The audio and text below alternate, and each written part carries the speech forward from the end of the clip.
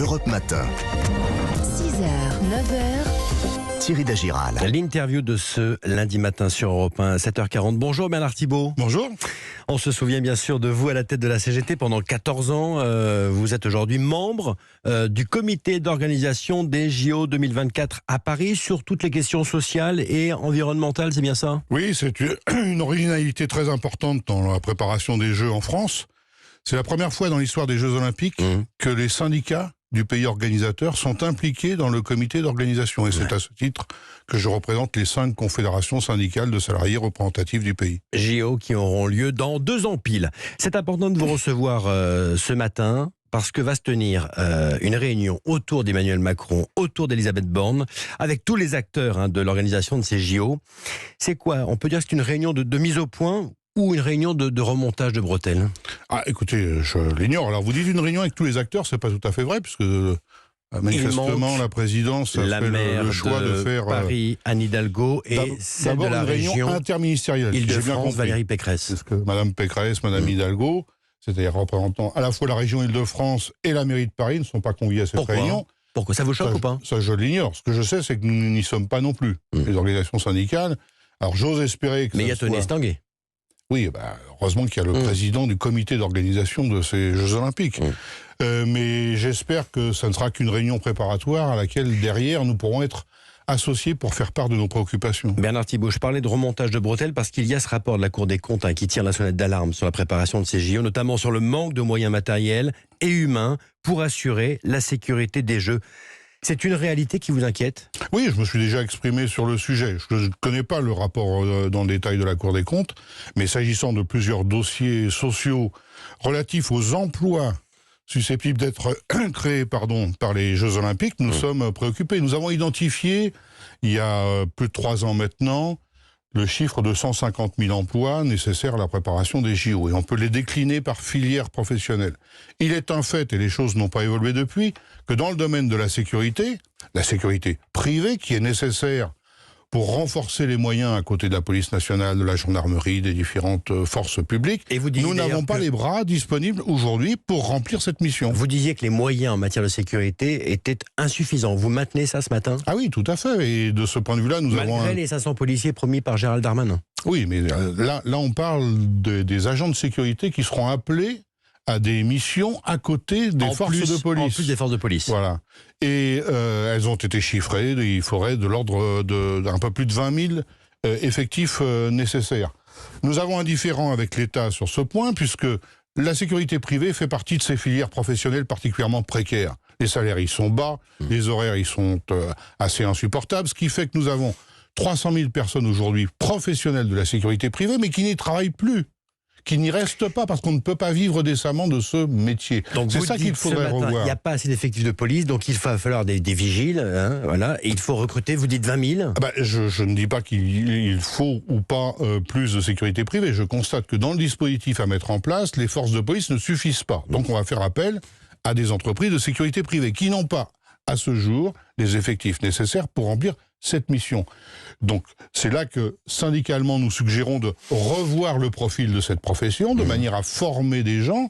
Il faut 170 heures de formation pour être agent de sécurité privée, mais en réponse, l'État cette année a pris un décret qui consiste à former pour moitié les futurs agents qui travailleront pour les Jeux Olympiques.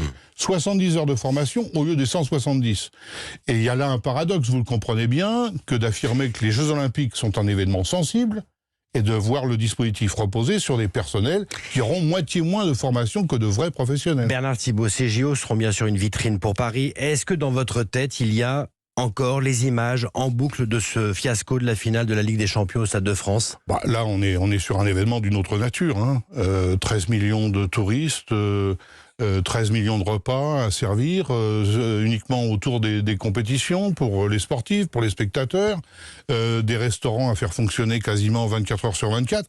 L'échelle de l'événement n'a rien à voir avec une finale de... Et c'est là qu'il nous faut anticiper, notamment sur les problèmes sociaux de plusieurs secteurs. Quand le rapport de la Cour des comptes épingle justement aujourd'hui les effectifs à jour. Hein. Est-ce qu'il faut s'attendre à des choses revues parce qu'impossible finalement à sécuriser correctement? Je pense notamment à la cérémonie d'ouverture le long des quais de la Seine à Paris. Il s'agit d'une grande parade fluviale. C'est insécurisable. Il faut revoir aujourd'hui cette cérémonie. Moi, je me prononce pas sur le bien fondé de tel ou tel choix en termes de cérémonie. Je dis qu'en fonction des choix, il faut anticiper pour avoir les moyens humains correspondants. Parce qu'il y a des risques. Et d'ailleurs, aujourd'hui, nous sommes sur les chantiers plus particulièrement. Parce que vous le comprenez bien, c'est la première étape. Il faut construire de nouvelles infrastructures, même si le projet global des Jeux en France est plutôt raisonnable de ce point de vue-là. Nous ne sommes pas du tout comme Londres, qui a quasiment tout construit en infrastructures nouvelles. Des chantiers en retard? Non, les chantiers sont à l'heure. Par contre, les conditions sociales, parfois dans lesquelles les chantiers se développent, sont très critiquables. Avec des travailleurs venus de l'étranger, ou avec les fameux travailleurs détachés que vous avez dénoncés pendant des années. Nous avons détecté des situations de travail irréguliers avec des entreprises de grands groupes du BTP qui ont recours via la sous-traitance à du travail informel en utilisant de la main-d'œuvre immigrée en situation irrégulière. Nous sommes intervenus immédiatement auprès des pouvoirs publics. Nous avons d'ailleurs contribué à la régularisation de ces travailleurs.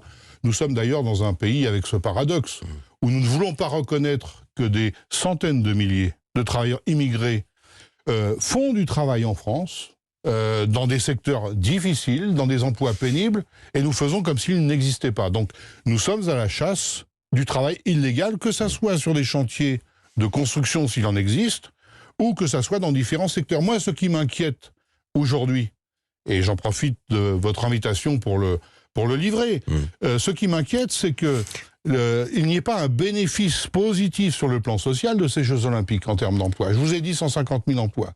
Si on ne forme pas les gens dans les différentes disciplines, quelles vont être les réponses possibles? Ça va être soit le recours à de la main-d'œuvre venant d'autres pays européens, soit la multiplication de travail illégal. Et je le dis très clairement ce matin, les syndicats français seront vigilants et s'opposeront aux entreprises qui auraient la volonté de profiter des Jeux Olympiques pour multiplier les arnaques au droit social. Rapidement, Bernard Thibault, il y aura combien de salariés pour l'organisation de ces JO et combien de bénévoles?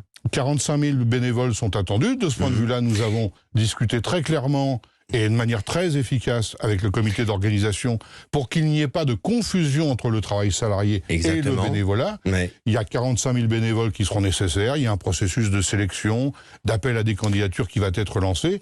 De ce point de vue-là, c'est tout à fait clair. On a vu ce qui s'est passé à Londres ou au Brésil avec des démissions massives au bout de 8 jours parce que le rythme était impossible à gérer. Comment on évite cela? En anticipant, justement, en pointant les questions sociales qui se posent dans l'organisation de cet événement.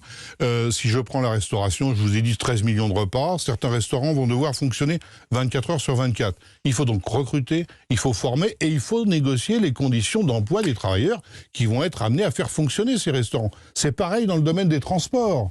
13 millions de touristes en mois d'août supplémentaires par rapport à l'habitude. Un peu moins en septembre pour les Jeux paralympiques. Il faut rappeler qu'il y a 2 rendez-vous pour ces Jeux.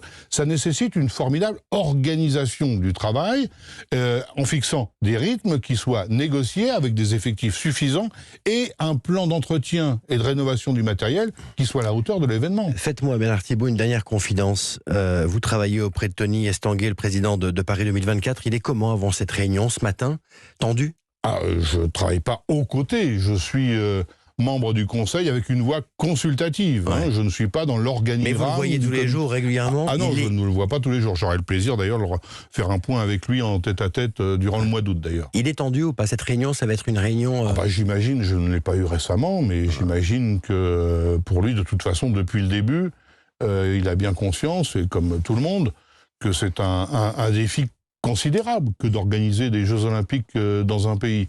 C'est un événement très important qui est médiatisé à l'échelle mondiale, c'est le premier événement et qui reste, médiatisé. On l'a bien compris, encore beaucoup de boulot à faire. Et puis, je reprends ma casquette syndicale, que je n'ai jamais totalement abandonnée. Je vois ça. Pour dire que pour nous, c'est aussi une opportunité pour expliquer qu'en France, On ne prépare pas un grand événement sportif comme on le fait en Chine, comme on le fait en Russie ou comme on le fait au Qatar, si vous voyez ce que je veux dire, s'agissant de l'organisation de la Coupe du Monde de foot cette année, qui a valu des dizaines et des dizaines de décès sur les chantiers de préparation. Le monsieur social de ces JO 2024, membre du comité d'organisation de Paris 2024, l'ancien syndicaliste, toujours syndicaliste, Bernard Thibault, ce matin sur Europe 1. Merci à vous. Merci. À suivre.